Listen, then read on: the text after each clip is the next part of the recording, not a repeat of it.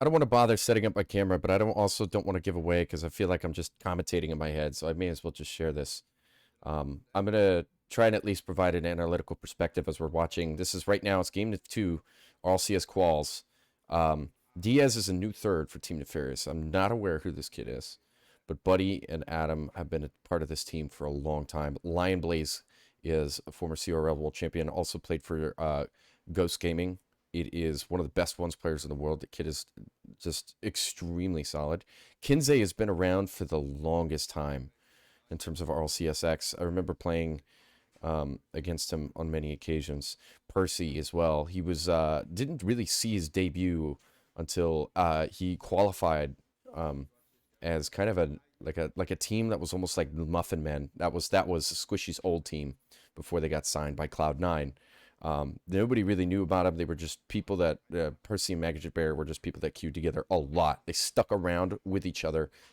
They saw it through, being as a team together, and it ended up working out at the end. And they ended up qualifying and then becoming Alpine Esports. And then that's where Mystic is now the sub. So we're looking at game 2 overtime. There's been a lot of back and forth that's going on. Not really too many defensive mistakes. Diaz with the clear. Adam's in a tough spot here. The ball's slightly behind him. He's going to make sure everything's good. And now all he needs to do is force a 50 or get it over, which is good. So he gets that. Now he needs to rotate out and grab boost. But he's going to be the next one to go. He's going to cross the field here. Yep, he lands the 50. And now once that clear comes in, they're going to, get it in the corner. And they're just scoping around, basically. They're just, the offense is trying to put it into the middle. They're trying to rip shots, make it awkward, get it over somebody, force a 2v1 situation by trying to beat maybe 2 people if they can, and then look to put it center. And so all defense wants to do is just force as many 50s as they can and conserve boost. So that was a little awkward. The whiff made it awkward for Percy there. And so this, so Percy recovers this, and he gets it over 1. This is okay. I mean, he's going to end up giving possession, and now, I mean, it's pretty much kind of a 50-50 into the midfield here on who's going to march forward. Adam goes forward. And now Line Blaze wants to try and get it over, at least bump him. He can't get it out. And then Buddy actually recovers and puts it into the mid where Adam, the rotating in. Justin rotation on defense there. Recovers that. We got to love seeing my rotations pop up there. I put that stuff out there for you guys because this is all good stuff. Diaz with the recovery, that was really awkward. So I'm noticing a little bit of okay, Buddy almost out dribbled everybody. The double touch from Lion Blaze is going to basically even out the position there. So Adam pushes up a second, and this is where things can get really awkward right there, because if the ball goes over that first man, you really got to depend that your third man isn't stagnant back post in order to make that clear, and Diaz was able to recover that. So that's the one caveat in their positioning that I've noticed, and that's the kryptonite of the pushing out when you're second man. That's the kryptonite right there, is if you push out, kind of like what Adam did. Now, I don't see him. He typically is a person that is really, really attentive midfield. The fake here, all Buddy has to do is get it over 1 or at least fake it, that they ended up recovering. So now he's second here. Adam is going to cut because he's low boost. It's an extremely good read, so that way they're not able to march the ball forward. Now we keep it in their half. Lion Blaze with the recovery off the wall. This is really going back and forth. Diaz is going to be able to hit this slow into the corner. He needs to force his 50 and makes the whiff. Buddy is able to recover that twice. So he was able to completely, he's going to equalize this position right here. Kinsey has no shot. Diaz with the clear into the center. And now we're looking at pretty much an equals position back again. That was really awkward. There was a lot of pressure that was going on there. He needs to hit at least 3 pads. Diaz is kind of getting a little lost. Almost hits the angle. Okay, Buddy's looking center, but Adam doesn't have any boost. Okay, he's almost able to get it over him. Now he needs to rotate out on pads. Just relax. Buddy nails that. Yep. So he forces the clear into Adam. And now Adam was looking for the 50-50. Maybe can go to it over Percy. It's a really difficult position to get it over that defender there. And now you just rotate out and you be really calm. Now this is where you can get your footing on offense and just start to really do your thing. That cut there from Buddy is really deadly. Defenders can't really see that, but at this level, they're usually expecting it. Now, at lower levels, you're normally going to get a lot of people who are going to dive at that, and you're looking at a 2v3 position. It's those small caveats that really make these teams really difficult to play against. They really know what's the ins and outs of this position. Adam's in a weird spot because of no boost, so he opts to jump to cover the angle there, but they don't end up getting it. Now he's just going to stuff it into the corner. For Kinsey had his ball back to the ball, so they're able to move forward. This is now awkward. They have to hit this clear. Diaz with the miscommunication. I hope that, oh no, the bump is coming in. Buddy able to scrap that. That was a small 2v1 position. So far, I'm seeing some very small mistakes, nuanced mistakes from Diaz, and Buddy and Adam are able to recover these pretty well. The clear coming in. Adam should be fine here. Passing it over to Diaz. The 50 comes in from Kinsey. It's a good read. I normally don't see that. Not unless I'm in a tournament game with as high level players as this. And now Adam with the close second man. That clears normally you don't want to hit the center, but it's okay. That is marked. They're looking at hit target player 1-2 pass here and a score. Yep. So something happened here that ended up that these two players had the back to the ball. The clear from Adam was fine. Diaz pushed up for some reason and he left that midfield open. I don't know why. There was that he pushed up there. So that was game 2. So now it's 1-1 in the series. Diaz as your third man, you really need to stay back. Why? I think either he shit flipped. I'm going to assume he didn't shit flip right here just for educational purposes. But if you shit flip there and you move forward, then you're not able to, right? Because the position is normally, if you're moving forward, you have second man and then you have third man. And this guy's looking to cut the field if he can, or rotate around if the ball goes over the second man. And since he marked that position now, he had us back to the ball, looking for Diaz to make the turn, and he wasn't there to be able to scrap that midfield pass coming in. So basically, the ball got exploited behind the second man, and there was nobody to mark it, and they ended up hitting the target player 1-2 pass. It's a very simple play at that point. So I'm seeing some stuff where there's miscommunication and kind of a coin flip on whether or not what's happening between the second man and the third man and the responsibilities on how to handle that. That kickoff was, that's a really good save. That's a good save from Diaz. Moving back into the Octane. I believe he was in the Fennec. So, okay. So now we're in equal footing. Buddy, I don't really like that, to be honest. I love Buddy. I don't really like that rotation he did. This is a really good slow the play. Try to get it past the first and second man. That's what you're trying to do and create these positions. A lot of these coaches will say 1v1s are the name of the game. No, it's dispositions. You're trying to beat 1-2 men at the same time, so that way you can force a 2v3, and that opens up space, and then you want to exploit that space by hitting the target man and looking for a 1-2 play. It's relatively simple once you see it. There's set plays. There's only a very, very finite amount. It's not like soccer where you have 11 players and winning space and all these different things and all these different nuanced things to train people on. You just have just very set situational circumstances in which it's either A or B. So it's a little bit simpler, but even then, there's still kind of a margin of error that happens in which, sometimes the second man will push too far up and the play or maybe the tackle loses, and then you have sort of the give or take with the third man needing to recover. Sometimes it doesn't work out, and then you have that sense of randomness that's involved. Okay, so Buddy makes it clear the second man. This should go into the second man. I wouldn't. Yep. So Percy's going to turn on this. He's going to get a second touch. And so now Adam was slightly out of position. He wants to drop it in the corner. Buddy's going to take possession. Adam slightly out. This could be awkward for Diaz, and that is why. So Buddy's able to recover that. It's just that kind of stuff. The little bit of awkward stuff, I feel like, is the kryptonite mainly with Team Nefarious. And that with these higher level teams, they could really exploit some of these awkward positions that it seems almost unnecessary. There's a really good cut. That's exactly what I'm talking about for Percy. Those cuts into the midfield. Defender Adam could not see what was happening. That could have been a goal. Not sure though. It's really unlucky. You don't really know what he's going to do there. So Kinsey is going to take possession. Adam with the early clear. You just want to force it high. It's off. You just want to force it high. So Adam did well there. You always want to force it high because the flip resets are deadly and you need to be able to at least bump them off the ball or do something to make it a little bit awkward. So that way he just relieves possession. That's the only way to do it. So dodges the demo by boosting forward. Buddy makes the cut in. And now you want to take possession here. So, yep. So now you just force a 50, and that's good. You've done your job. Now you can rotate out in a second. So Buddy's going to go. I normally like to cut in on that front post and then let my third man, whoever's the third man, just continually make streaks around whether or not he needs to go to the midfield or not. They instead opted for the third man to go second. Nothing should materialize here. They're trying to put it in the corner the whole time. You only need like 2-3 pads on defense here. The double's going to come in. It's probably going to center it if he can. There's a double commit from Kinsey and Percy, but they're low boost, so they can't capitalize the low boost situation. Adam almost makes the read.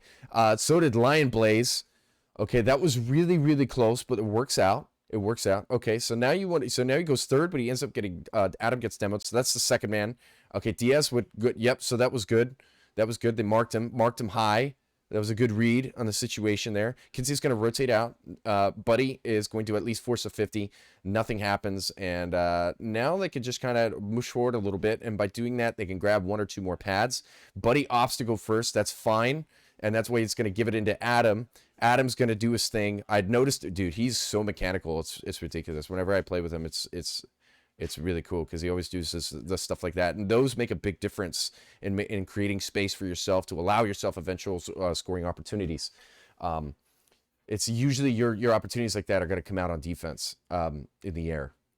So now he's third, and he's going to wait. It's probably going to go into him. Yep. So he makes it clear. Diaz can't do anything out of this, and there's usually somebody marking that. He's going to look to center this possible shot. Doesn't quite get it. It was actually a miss. He wanted to put it top shelf. But he couldn't get the timing on the bounce. It's just part of the game. That's part of the game. And what do you do here? So now Diaz makes our Buddy with the cut into the midfield again. The deadly trademark cut right there. That is so apparent and high level. Buddy wanted to make the cut, but he didn't want to cut Diaz out of his shot opportunity. I think there was a possible mind game that happened there and that caused Diaz to possibly miss because he wasn't sure whether Buddy or not was going to cut in. At least I would be slightly mind gamed by that. It's not a bad thing to do that. And that kind of stuff does happen. And that's kind of the randomness that goes into the game. Diaz with the there. Okay, so it's into the quarter. So even though they double committed, it's fine. And it's overtime. Okay. So what do we do here? Okay, so kickoff goes. It's in favor of them, but Buddy makes the 50, and now it's going to bounce into the wall. He wins the tackle. This could be awkward. Oh, Adam recovers it, and the pass coming from the midfield.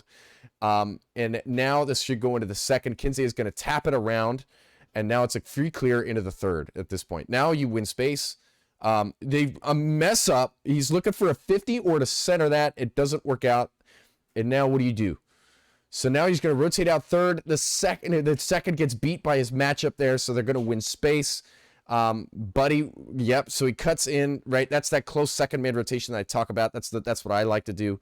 And so now they're just going to, because they have space, that is just going to happen all day. Just because once you get space, you could beat out the first, and then if you can't make it to where you beat out the first and put it in a position where the second man can take control. That's brutal, and it was really well executed from Kinsey right here mechanically. Okay, I'm a big fan of Team Nefarious. Actually, I want them to win. I know Percy. I've known him for a while. I've been around him a few times. Very, very cool guy. I'm rooting for him as well, but only Buddy and Adam. But Adam actually used to sub for me back in 2016. He was actually one of my subs for my old team. I should get the screenshot. It's dug into my phone somewhere. And Buddy is somebody I met at LAN. I met him at LAN in Atlanta. I also met him when I first got into Rank A in 2018.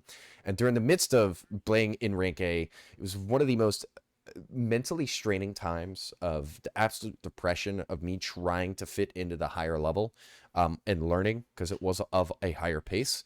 While at the same time just getting absolutely bombarded by every single 12-year-old who thinks it's cool to bully you. It's very difficult, but Buddy was one of those few people where you could really just connect with, and I really, really enjoyed being around his company. Especially always kind of wanted to be on his team. I couldn't see it. I'd eventually just retired. Oh my God. Yeah, so Adam had his back to the ball. He came off his line somewhere.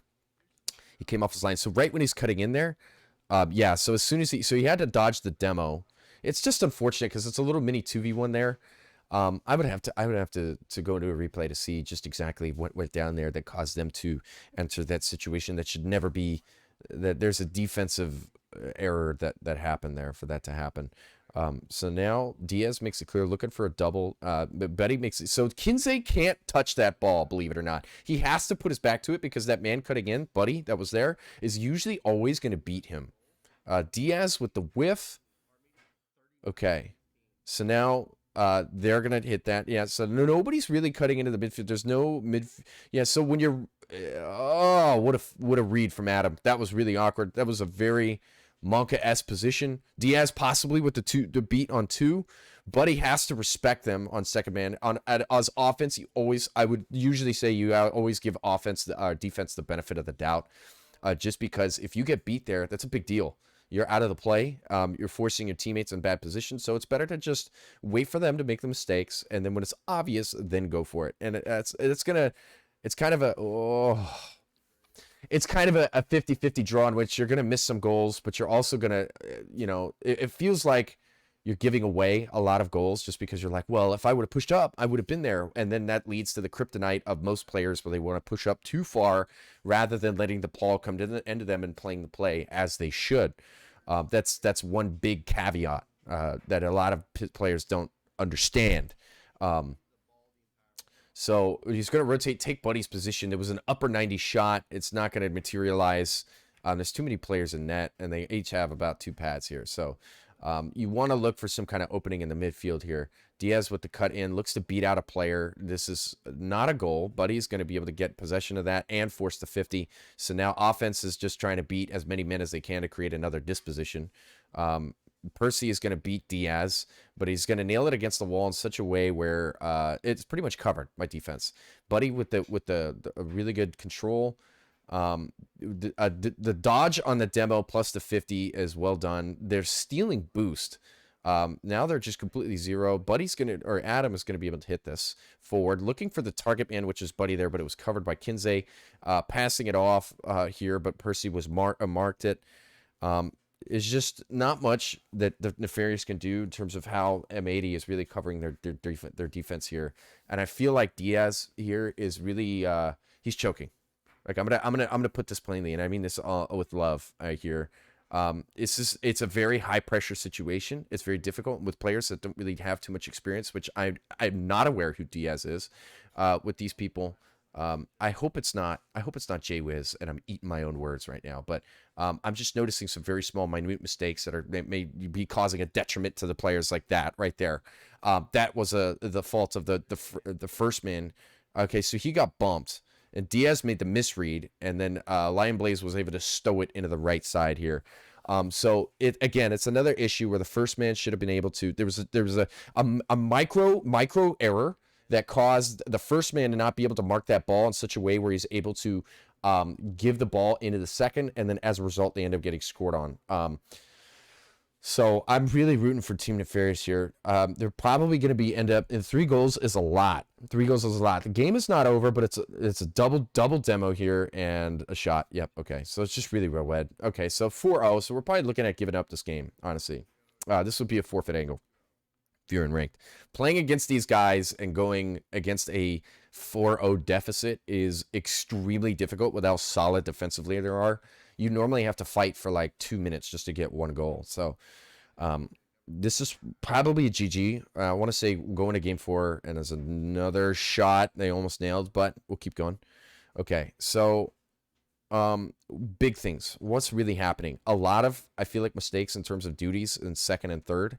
That's a good save. Yeah, there's not much you can do there. He was kind of stuck on the stanchion. By the way, I don't know if you knew, but that is called the stanchion of the goal. We call it side netting or stanchion. Stanchion is the actual term for it. I didn't know that unless I was like 13 in soccer, and then I forgot it for about another 4 years, and now I just started recently using that term. Okay, so make sure I'm recording. I am. This is a really tough. This is a tough team already, and At this point, you're just fucking around. You know, you're just like you're playing. You're like, okay, we're playing for the next game. I'm noticing really small mistakes in terms of Diaz coming off of his line, and then he puts his back to the ball, and then at that point you're beat because you're going to lose the tackle because they're going to come at you with pace, and you're stagnant and at a weirder position in which you're not stuffing it into the corner. You're against you because you've overcommitted, and now you're going to tackle it basically into the middle. And you never want offense to be able to do that. You always want to continually keep stuffing it into the corner when you're on defense. It's a miss from Buddy. That's one of those positions where it's really difficult to do that, but it looks like you got it. So, oh no, that is unlucky. Actually, that is just super unlucky to be able to hit those. That's kind of the risk that you take when being in the corner and hitting those, but you never really. It's those. Yeah, I would say like there's like a 2% chance that can happen, and that just happened. Also, so, you know, I'm seeing some coin flip 50-50s in which, you know, the reason why that I coach people and I tell them, okay, when you're second, you need to do this, and when you're third, you need to do this. Now, again, I know it's not set in stone because there's always, first of all, there's a margin of error. But I say more often than not, what you're going to choose to do in this position is when you see this, you need to go A, and when you see this, you need to go B. And that way, when you have it really bread and butter at that point, it becomes really simple that when you see somebody do A, you're going to react in B. I think Lion Blaze wanted the Brazil. When you see, I don't think these players, they don't even give a shit. I don't think there's a genuine miss. But at least when you have my second man, and if I'm third, and if I see my second man act in A, then that means I'm going to respond in B. And when I see my second man respond in B, then that means I, as a third man, are going to respond in A. So it becomes really, really easy in that situation. And you think you're like, well, that's not possible because of the thousands and hundreds of thousands of iterations of Rocket League that can happen. Curated the system. You don't believe me? Go and watch my Professional's Guide to Rotations video. I've curated a video and I put together 8,000 hours, 9,000, and I could have charged people, I believe, probably, I could have definitely monetized it, but I just said, you know what? I don't want to deal with building the business, and I want to let this go entirely. I want to retire, and I may as well just help people. So if you're unsure what it is that I'm talking about, I would advise spend 30 minutes of your time, and I guarantee you are going to have a return on investment and an ROI of at least 10x. And as far as, you know, what you need to do and clarification, this is it's GG's. Okay, so it was a best of 3.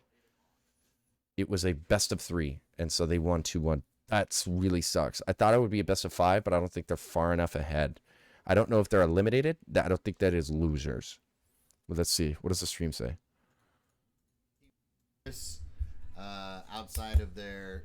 Too bad we don't have that FBI sound effect enabled right now. All right, let's see the bracket. What do we got? I can play, right? Saucerudo says. All right. Thank you, Cyber. Cyber's like, not the time for Let It Go, lol.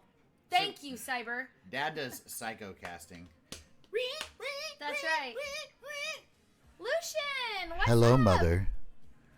Mother, how are What's you? shaking, Bacon? Welcome to my stream. Mother, Team Nefarious did not win that first series.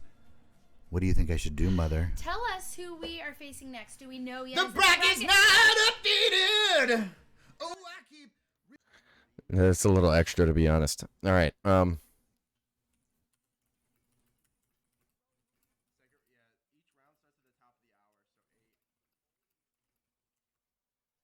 Adam's off. I don't think that was. Okay, I think that was losers. Oh, that really sucks. I'm actually heartbroken. I really, that breaks my heart, man.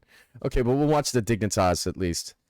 Okay, so Astro was somebody that was really solid during the time of RLRS back when that was around in 2018. This is an old 0-2 own. Is like, you know, Driaz, I've never really thought that he's a good player, if I'm going to be honest. Anytime I would play with him, he was just really quick, but I felt like he was just okay at best. He was just mid. He just stuck with it and put a lot of hours in the game. Like 14, it was kind of a natural. 14 hours a day, pretty much. And that's what most of these players do in order to get to where they're at. And unless you sell your... Yeah. Okay, they almost scored there. That was a hell of a touch. Yeah, but unless you put in 14 hours a day, you're really not going to be able to compete with these guys. It's just too difficult. It's too difficult. Just because there's a lot of things to learn, but I would also argue that in the same way, you can get away with doing half or a quarter of that if as long as you practice right, which means that you're in good scrims. But in order to do that, you need it's kind of a it's this is where higher level teams kind of have a competitive advantage, just because they have access to team managers, they have access to the resources available for them to be with good teams, so they can really get so that way they can really get good practice in. That's a big deal. It's a big deal, to be able to get that, because then you can avoid ranked, not be with the complete fucking idiots that are inflating the elo. Tool there with the close rotation in second man, a lot of people think that's a staple here, but I mean, his best angle was right there to that wall. This is why I don't recommend doing that and pushing up close when you're second man. You're really just there to mark, just in case the second man whiffs, right? But why I recommend playing wide there is just because when you're second, that's a hell of a read from Tool. Why I recommend playing wide when you're second is just because you want to be there to pass it into the third, and that's where your goals are going to score. Because, I mean, even if you drop it to the second man, the guy's going to have a very tight angle to the goal. I can't believe that's actually a goal. But guys are going to have a really tight angle to the goal, in which that if they just have a second that's marking their defensive second, even just playing close and being able to play close, and just because you're acting fast, it don't mean shit. Just because their guy that's playing the defense, that is playing the second man on the front post, that's where you're shooting. They're just going to be able to cover it. It's not going to do anything. So, boy, what the hell, boy? That's Chicago, man. Okay, so this is Chicago stream watching Dignitas. Actually, why don't we go on Dignitas's account? Dignitas. Okay, and we'll see. I feel like casters, in a lot of ways, I'm gonna be a big player here. They don't really know the game too much. They're good at casting and they're good at commentating, but they don't really know too much of the game to be able to offer really a competitive analysis. Except Turtle. Turtle was actually a former player for Genesis back then. Wavepunk is always really fun.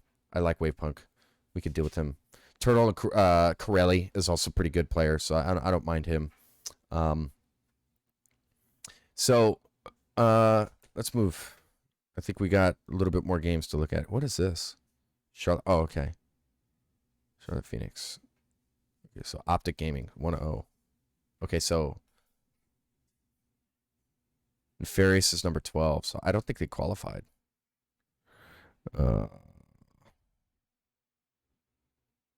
Losing to who we saw, which is a really strong team. That's really unfortunate.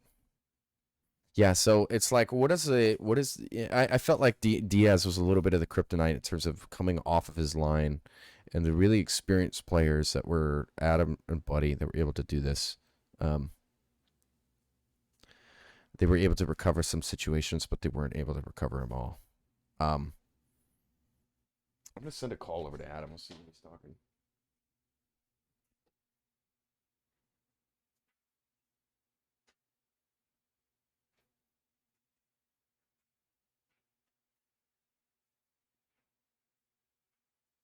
Alex sent me a smiley face. I'm going to go off camera to y'all. I hope this actually was a massive help. I love you all. Hope this helped you. Much love. Peace.